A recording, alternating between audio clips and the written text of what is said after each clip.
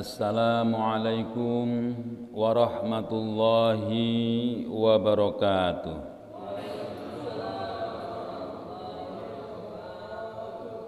Alhamdulillahi nahmaduhu wa nasta'inuhu wa nastaghfiruh wa na'udzu billahi min shururi anfusina wa min sayyiati a'malina. May yahdihillahu fala mudilla lahu wa may yudlil fala hadiyalah. Asyhadu an la ilaha illallah wahdahu la syarikalah wa asyhadu anna Muhammadan abduhu wa rasuluh la nabiyya ba'da. Allahumma salli wa sallim ala sayyidina wa maulana Muhammad wa ala alihi wa ashabihi wa man tabi'ahum bi ihsanin ila yaumil qiyamah. Qala Allah ta'ala fi kitabihil karim, a'udzu billahi minasy syaithanir rajim. Bismillahirrahmanirrahim. Wal 'asri innal insana lafi khusrin illa alladzina amanu wa 'amilus salihati wa tawassaw bil haqqi wa tawassaw bis sabr. Yang saya hormati para sepuh di lingkungan Masjid At-Taubah, yang saya hormati Bapak Amri selaku Ketua DKM dan jajarannya, yang saya hormati Bapak Khotib selaku Imam tetap dan sebagai tokoh masyarakat. Mudah-mudahan Allah selalu memberikan keberkahan di dalam kehidupan mereka. Hadirin jamaah Masjid At-Taubah, bapak-bapak, adik-adik sekalian yang saya cintai, Bapak Ibu yang ada di rumah, yang senantiasa menyimak bacaan ayat-ayat suci Al-Quran di setiap pagi Ahad, dan tidak lupa para pemirsa YouTube dimanapun berada. Mari kita panjatkan puji syukur kehadirat Allah Subhanahu wa Ta'ala yang telah melimpahkan berbagai macam bentuk kenikmatan, baik nikmat dohir maupun nikmat batin, terutama nikmat iman dan Islam.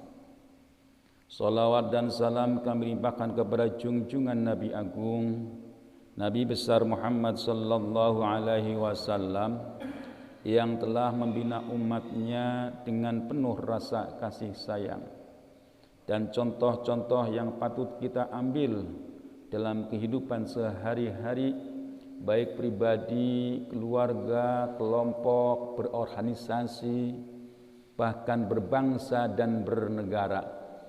Ada pada diri beliau yang bisa kita ambil untuk dipraktekkan. Hadirin jamaah Masjid At-Taubah yang saya cintai, mari kita teruskan kaji kita, yaitu surah An-Nur ayat ke-27. Seperti biasa saya awali dan diikuti. A'udzu billahi minasy syaithanir rajim.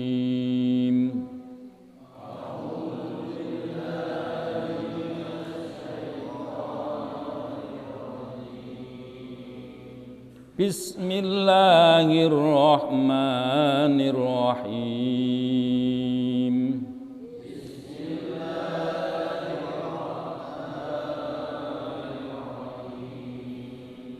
Ya ayyuhalladzina amanu la tadkhulu buyutan ghaira buyutikum hatta tasta'nisu wa tusallimu.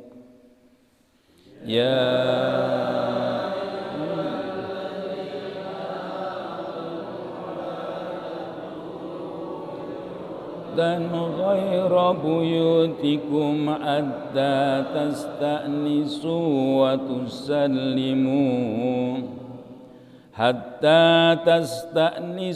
wa tusallimu ala ahliha.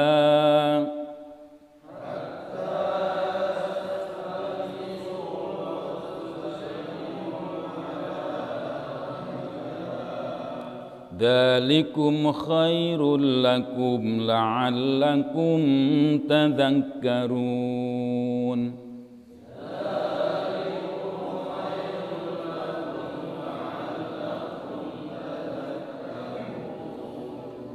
Fa illam tajidu fiha ahadan fala tadkhuluha hatta yu'dzana lakum.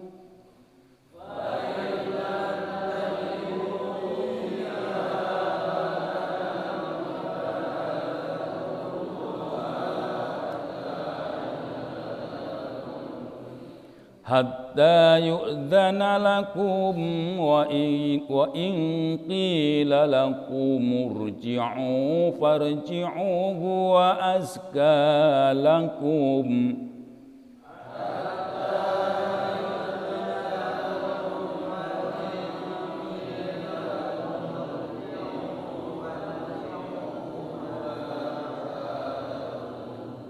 Wallahu bima ta'maluna alim.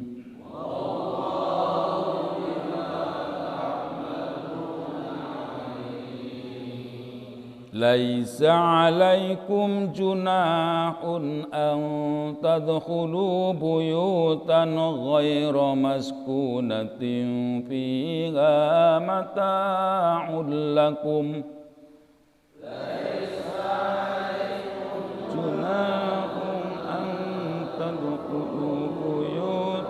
Ghaira maskunatin fiha mata'un lakum. Wallahu ya'lamu ma tubduna wa ma taktumun.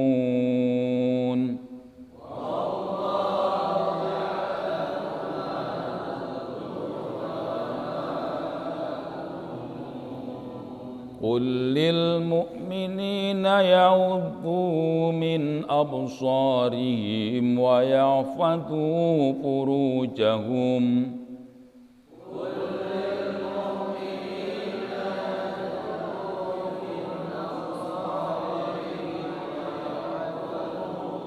Furujahum dzalika azka lahum. innallaha khabirum bima yasnaun.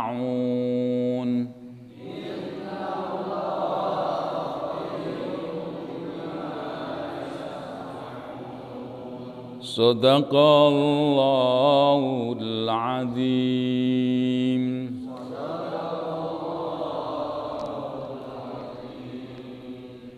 Hadirin jamaah Masjid At-Taubah yang saya cintai, kalau yang ini menjelaskan bagaimana kita itu berkunjung ke rumah orang lain. Namun sejenak kita lihat apa sih? Kita lihat lagi ya Pak ya, ayat yang sebelumnya. Jadi ayat yang sebelumnya itu imbas dari hadisul ifki. Masih ingat ya Pak ya? Hadisul ifki adalah berita bohong. Berita bohong tentang apa? Berita bohong tentang fitnah yang disampaikan kepada Aisyah. Yang dilontarkan oleh siapa? Oleh Abdullah bin Ubay bin Salul. Orang munafik, orang yang digadang-gadang jadi pemimpin di Madinah. Namun kenyataannya Nabi Muhammad itu lebih disukai oleh orang-orang yang berada di Madinah. Baik itu suku Khazraj Aus yang beragama Islam ataupun yang beragama Majusi, Nasrani, Yahudi lebih suka kepada Nabi Muhammad. Nah, oleh karena itu rasa dengkinya itu terus-terusan. Ya, ini kalau orang itu ambisi ya Pak ya, ambisi kepengen jadi jabatan tertentu, itu ya rasa dengkinya luar biasa, tertanam terus-terusan aja. Jadi tidak akan ada putus-putusnya. Inilah Abdullah bin Ubay bin Salul. Penyebaran fitnah itu tidak hanya disebarkan oleh orang-orang yang di luar keluarga yang dekat, tetapi juga ada orang yang ditanggung oleh Abu Bakar, namanya Mistah, orangnya serba kekurangan, ikut-ikutan menyebarkan hadisul ifki ini. Oleh karena itu Abu Bakar yang merasa bahwa anaknya yang tercinta, anaknya yang disayangi, yang cinta Rasul begitu luar biasa pengorbanannya, terus diomong seperti itu. Ya saya kira manusiawi ya Pak ya, marahlah gitu. Karena marahnya maka Abu Bakar bilang, kamu nggak tahu diri gitu kira-kira. Sudah dibesarkan, diberikan umpan gitu. Diberikan kebutuhan yang menjadi kebutuhanmu, masih mau memfitnah anakku. Nah, karena seperti itu yang kemarin turun ayat wala ya'tali ulul fadli minkum was-sa'ati ayyutu ulil qurba wal masakin wal muhajirin fi sabilillah wal ya'fu wal yasfahu ala tuhibbuna ayyaghfirallahu lakum wallahu ghafurur rahim. Hadirin jamaah Masjid At-Taubah serta pemirsa dimanapun berada, kalau kita itu membaca ayat Al-Quran Pak, terus disertai dengan ada penjelasan asbabun nuzul, kalau kita tekuni itu perasaan Pak ya, perasaan saya gitu ya, itu kayaknya bersama dengan mereka, dengan para sahabat, dengan Nabi, dengan bagaimana kita itu seolah-olah membayangkan bagaimana ketika Rasul itu menyampaikan gitu. Bagaimana ketika Abu Bakar marah gitu. Bagaimana ketika Abu Bakar itu membela anaknya yang dicintai. Itu diteruskan seperti itu. Makanya Pak, termasuk untuk meningkatkan keimanan itu disuruh membaca sirah nabawi, perjalanan Nabi. Nah di sana akan larut di dalamnya, akan larut di dalamnya. Nah ini juga demikian. Abu Bakar yang marah-marah seperti itu diingatkan oleh Al-Quran. Janganlah bersumpah untuk memutus. Engkau diberikan oleh Allah kelebihan. Engkau diberikan oleh Allah karunia yang tidak diberikan oleh kepada orang lain, wasa'ah dan kelonggaran. Untuk tidak memberikan yang telah Allah berikan kepadamu. Untuk siapa? Untuk keluarganya. Nah, di sini juga ini Pak, kalau kita lihat ayat-ayat Al-Qur'an itu di sana kalau kita itu bersedekah itu ada tahapannya ya Pak ya. Diutamakan itu yang ada hubungan darahnya. Yang sama-sama miskin yang ada hubungan darahnya. Nah, diteruskan lagi ya. Pertama itu yang ada hubungan darah, terus orang yang miskin yang lain. Terus orang yang di sekitarnya lagi yang sama-sama miskin. Nah, itu caranya seperti itu. Kalau kita itu loncat ke yang jauh, itu mengundang pertanyaan. Aya naon ya? Gitu. Ya. Jadi kalau mau bersedekah kepada keluarga ya yang terdekat. Nanti yang lain kalau masih ada. Nanti yang lain lagi yang sama-sama statusnya miskin. Nah ini, nah begitu juga Al-Quran pun demikian, menjelaskannya seperti itu. Dari beberapa ayat itu seperti itu caranya. Dan itu untuk menunjukkan bagaimana orang itu bersedekah agar tulus, agar ikhlas, ya tidak ada pamrih apa-apa. Ya kalau orang politik kan beda ya Pak ya. Yang jauh-jauh didatangin, yang dekat dikentutin. Jadi yang jauh-jauh diparanin gitu ya, yang dekat-dekat Masya Allah. Makanya gini Pak, orang baik itu yang nilai bukan orang jauh. Ya, makanya nanti dijelaskan di sini, ya ada al-khabisatu lil khabisina. Ini sebenarnya Pak. Jodohan itu Pak, tidak boleh ada yang mengaku paling utama. Ya, kita ya sama dengan istri-istri kita. Istri-istri kita sama dengan kita. Sudah dijodohkan seperti itu. Makanya kalau orang itu lebih utama dari yang lain ya udah pisah. Kalau merasa. Ya kalau sudah dijodohkan seperti itu, ya itulah kita itu harus menyatakan saya sama dengan istri saya. Istri saya sama dengan saya. Kira-kira seperti itu. Tapi di sini sebenarnya menjelaskan istri-istri para rasul dari Nabi Adam sampai Nabi Muhammad itu semuanya terjaga. Terjaga dari apa? Terjaga dari harga dirinya. Karena apa? Karena ada pertanyaan.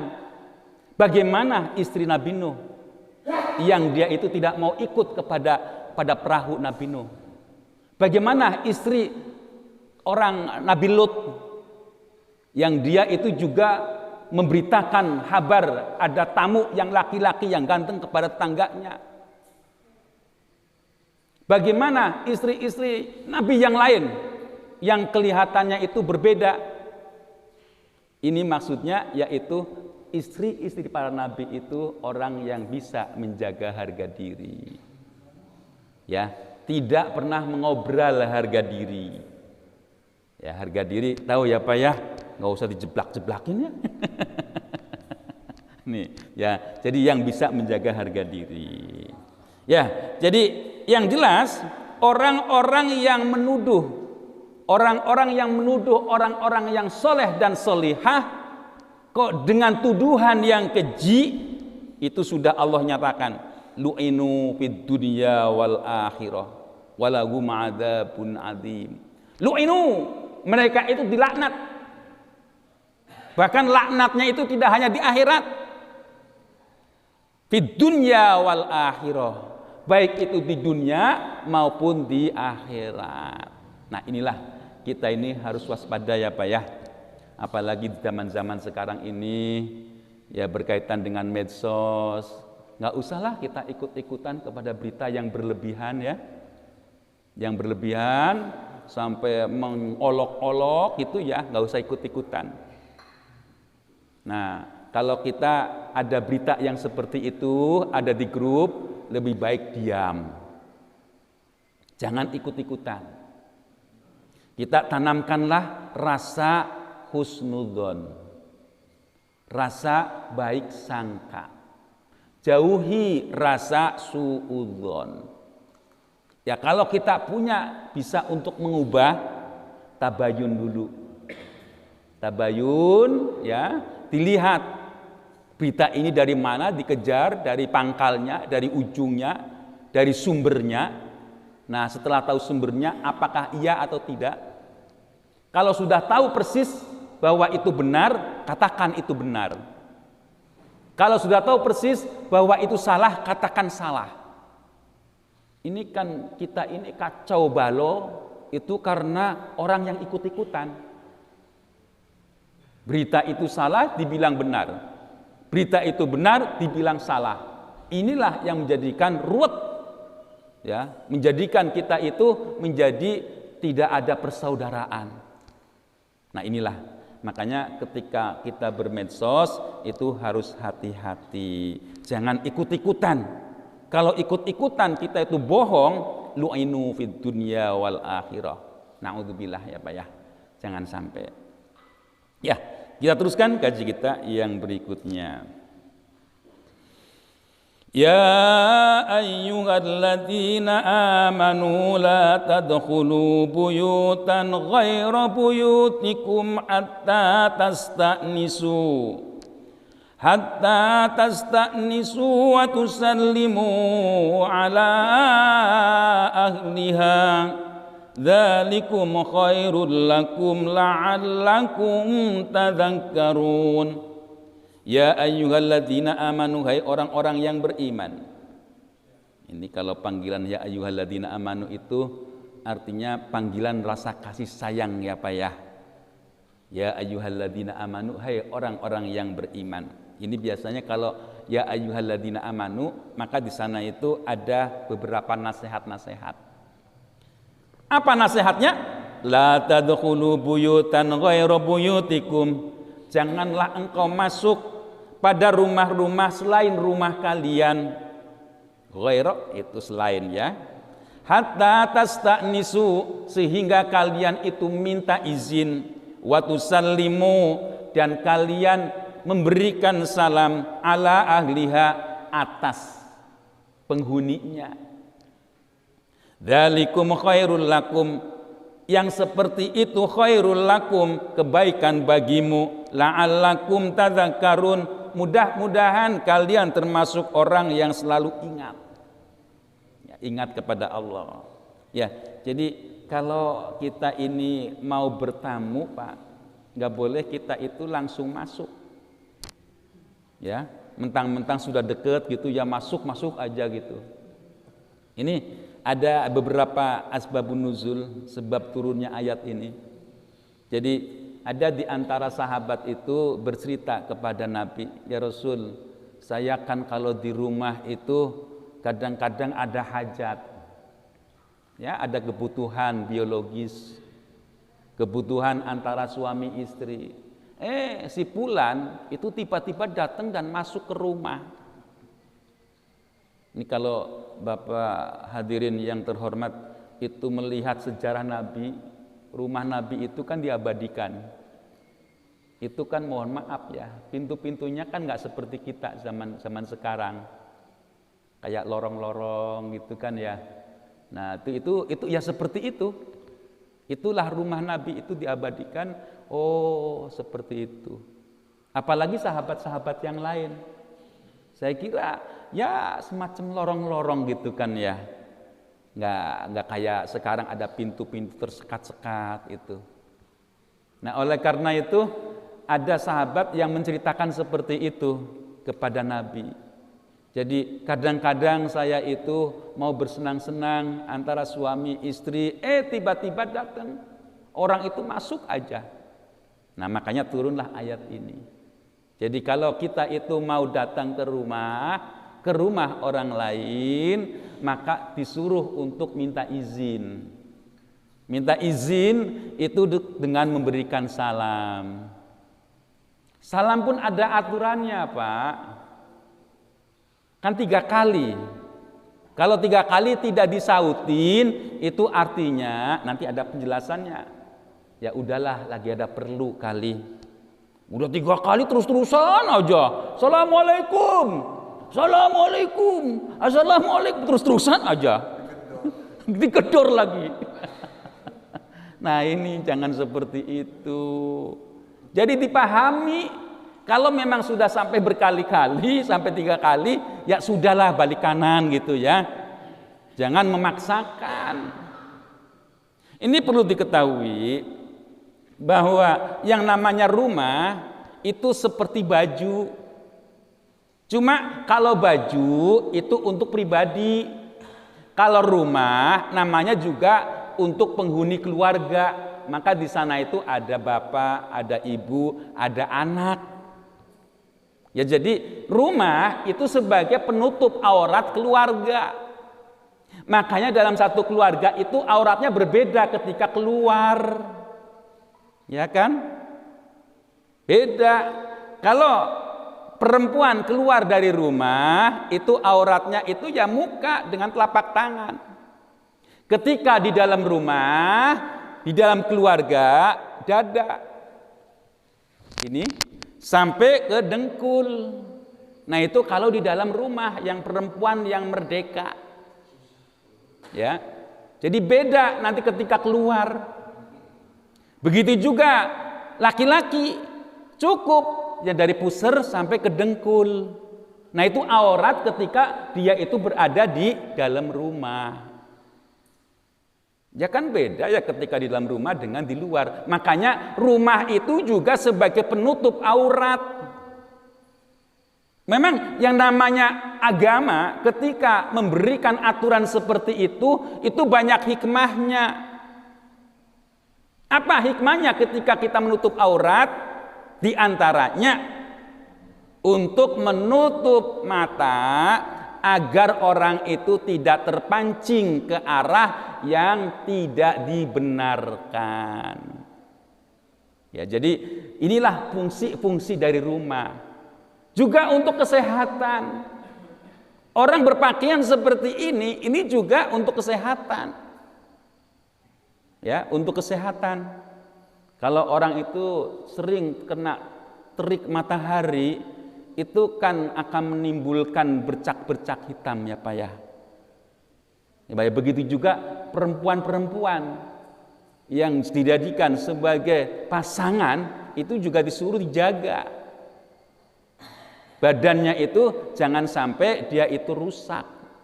Nah inilah ajaran agama, memberikan aturan untuk manusia itu sendiri, keuntungannya untuk manusia. Inilah Allah memberikan aturan itu bukan untuk kepentingan yang lain, tetapi untuk diri sendiri. Makanya ayat Al-Quran itu sering menyatakan ku anfusakum wa ahlikum, jagalah dirimu dan keluargamu. Jadi menjalankan syariat Islam ini menjaga diri kita. Nah ini ya, jadi turunnya ayat ini berkaitan bagaimana kita itu bertetangga. Ketika mendatangi rumah disuruh untuk minta izin. Izinnya yaitu dengan memberikan salam. Ini salam juga kan macam-macam ya Pak ya. Ada salamnya kan, ini kalau intonasi salam itu kan kalau assalamualaikum, nah itu mau ceramah Pak. Kalau assalamualaikum mau apa Pak? Minta sedekah. Minta sedekah. Kalau assalamualaikum, nah ini biasanya teman lama baru ketemu itu ya. Teman lama baru ketemu gitu. Yang kadang-kadang keluar kata-kata kebun binatang ya karena deketnya. Jing dari mana jing? Ini kadang-kadang ya karena deketnya seperti itu. Salam macam-macam. Salam yang dimaksud oleh ajaran Islam yaitu salam doa. Ya, salam doa. Kalau salam doa jangan di bibir aja, sampai ke hati. Assalamualaikum. Jadi di sini hatinya juga menyatakan, ya Allah ya Rabbi, selamatkanlah kalian. Jadi kalau salam disampaikan hati. Ya jangan, ya memang banyak ya bahasa-bahasa agama yang menjadi bahasa keseharian. Ya kayak umpamanya kayak kata-kata apa itu takwa. Takwa dari Islam. Terus nanti banyak ya pernyataan-pernyataan yang dari agama Islam itu menjadi kata-kata biasa. Ya kayak salam juga demikian. Salam dari ajaran agama. Terus menjadi bahasa keseharian. Cuma salamnya macam-macam Pak ya. Yang tadi ada kum gitu ya. Kum apa itu? ini yang kurang pas gitu ya. Ya, jadi kita ketika mendatangi rumah itu harus ada tata caranya. Nah, inilah ada penjelasannya lagi. Fa illam tajidu fiha a'adan fala tadkhuluha hatta yu'dzana lakum wa in qila lakum irji'u farji'u huwa azka lakum wallahu bima ta'maluna alim.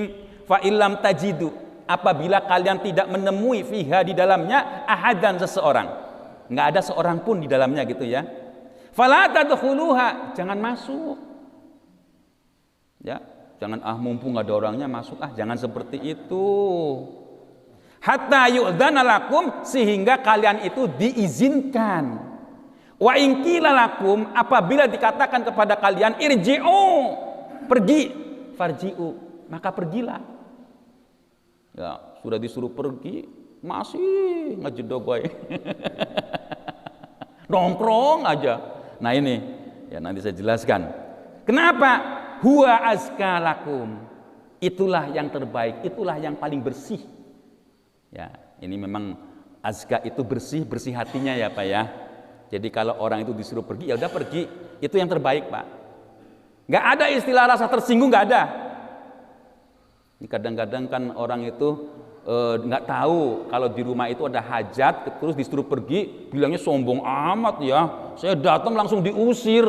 Ya jangan seperti itu. Kalau orang itu mempersilahkan pergi, pergi.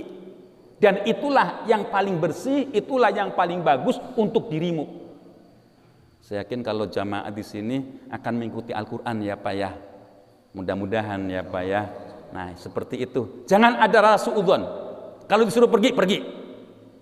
Wallahu bima ta'maluna alim, dan Allah dengan segala apa yang telah kita perbuat, kalian perbuat, itu mengetahui. Nah ini. Ya jadi ada penjelasannya. Jadi kalau masuk dalam rumah kok nggak ada seorang pun, ya sudahlah, jangan kita itu masuk.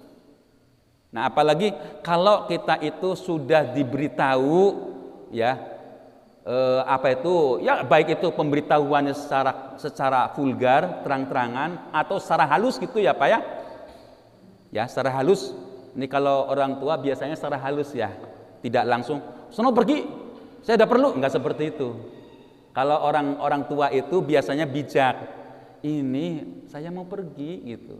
Ya kalau sudah bilang saya mau pergi, yang diajak ngomong ngerti, jangan diem aja.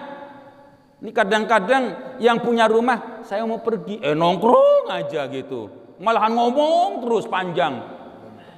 Oh, nggak ada. Ya umpamanya nanti orang bertamu, terus yang punya rumah bilang, udah 3 hari ya. Kalau bilang sudah 3 hari, itulah batasan yang ditentukan oleh Rasul. Artinya pergilah kamu. Seperti itu.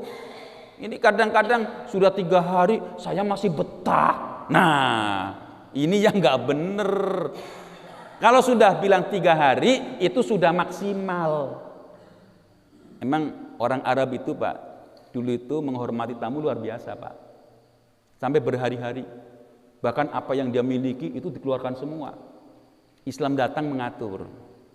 Nah, di sini ada batasan-batasannya agar tidak membebani orang yang punya rumah. Ya, jadi ketika kita itu disuruh pergi, maka itulah yang terbaik. Ya, ini kadang-kadang nggak tahu orang itu apakah mengerti bahasa yang tersirat atau tidak, tapi kadang-kadang banyak yang seperti itu. Jadi ketika orang yang menggunakan bahasa-bahasa yang halus, mereka tidak mau memahami. Ya mungkin kalau sudah jelas tidak mau memahami, udah saya mau pergi sana, kayak gitu boleh tuh. Ya, jadi inilah Al-Quran itu memberikan ajaran itu seperti itu. Laisa alaikum junahun an tadkhulu buyutan ghaira maskunatin fiha mata'un lakum wallahu ya'lamu ma tubduna wa ma kuntum wa ma taktumun. Laisa alaikum junahun, tidak ada bagimu dosa, kesalahan enggak ada. An tadkhulu buyutan untuk memasuki suatu rumah ghairu maskunatin, yang tidak dihuni. Ini ada penjelasannya nanti Pak. Fiha mataun, di dalamnya itu ada beberapa hidangan-hidangan lakum bagimu. Wallahu ya'lamu, dan Allah mengetahui ma tubduna, apa yang telah engkau zahirkan, engkau perlihatkan, wa ma taktumun, dan apa yang engkau rahasiakan. Ini kalau kita lihat Pak, ini artinya begini. Rumah kosong tetapi banyak makanannya. Artinya kalau kita itu bepergian terus di rest area umpamanya ya Pak ya, ketika dalam perjalanan itu ada warung-warung. Nah kalau ada warung-warung memang sudah disediakan untuk kita, itu boleh. Artinya mereka itu kan berjualan ya Pak ya, berjualan itu boleh mampir ya. Jadi karena dia itu sudah menyediakan untuk kita. Berbeda kalau rumah-rumah yang ditungguin untuk menginap. Kalau memang dasarnya kayak warung, itu boleh saja karena memang sudah disediakan. Ya beda ya. Kalau rumah yang untuk dihuni dengan rumah untuk jualan itu boleh. Ya, untuk jualan maksudnya untuk makan-makan, untuk istirahat. Nah, itu baru diperbolehkan. Qul lil mu'minina yaghuddu min absarihim. Qul lil mu'minina yaghuddu min absarihim wa yahfadhu furujahum. Dzalika azka lahum. Innallaha khabirum bima yasnaun. Qul, katakanlah lil mu'minina, kepada orang beriman.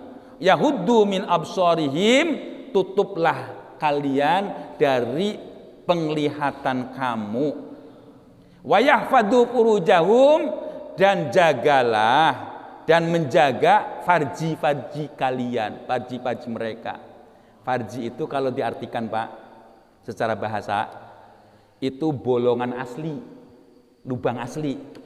Jadi lubang asli, lubang yang yang diciptakan oleh Allah, bukan lubang buatan. Tapi biasanya yang disebut dengan farji yaitu kubul dan dubur ya Pak ya. Dan lebih spesifik yaitu kubul, jalan depan. Ya, ada kubul jalan depan, dubur jalan belakang. Nah, inilah kalau dalam fikih itu hati-hati, apalagi yang mendengarkan itu berbagai macam berbagai macam tingkatan. Ada anak-anak, ada remaja, ada dewasa, harus hati-hati.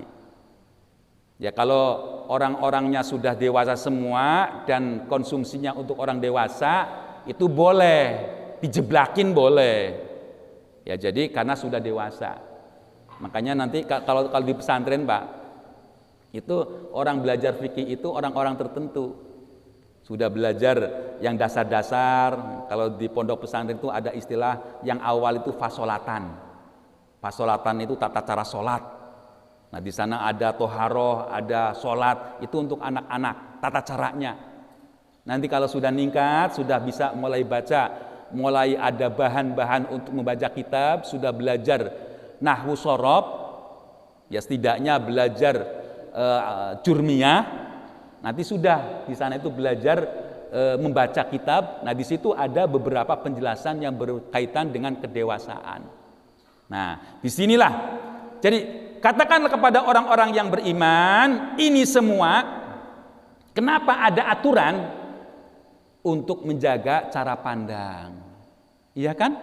Kalau orang masuk rumah ya harus ketuk-ketuk. Orang yang mau menerima itu harus sudah siap-siap bagaimana auratnya. Jangan kita itu langsung masuk gitu. Nah, jadi ini untuk menjaga pandangan orang-orang yang beriman dan untuk menjaga farji mereka. Jangan sampai kita itu memperlihatkan. Kalau sampai memperlihatkan, ini akan mengundang nafsu yang akan berbahaya. Nah, yang seperti ini kalau kita itu mau mengikuti aturannya, inilah yang terbaik. Karena apa? Karena Allah memberikan kabar dan ini ada keuntungannya untuk perilaku kita. Ya inilah penjelasan bagaimana Al-Quran memberikan gambaran ketika kita itu bertetangga atau berkunjung kepada rumah orang lain. Qul lil mu'minati yaghdudna min absarihinna wa yahfadna furujahunna wallahu a'lamu bissawab. Itulah yang dapat sampaikan di pagi hari ini. Sudah barang tentu yang benar datangnya dari Allah, yang salah dari saya semata. Mohon maaf, wabillahi taufiq wal hidayah wal 'afwu minkum. Wassalamualaikum warahmatullahi wabarakatuh.